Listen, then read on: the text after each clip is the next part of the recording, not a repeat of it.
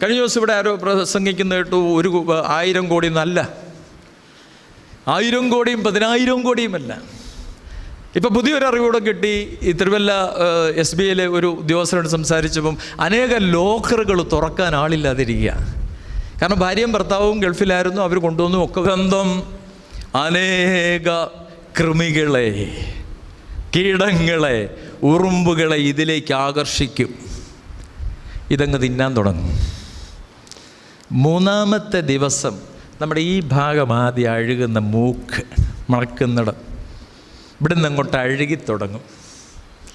7-ാമത്തെ ദിവസം, 6-ാം ദിവസം നഖങ്ങളൊക്കെ കൊഴിഞ്ഞു തുടങ്ങും.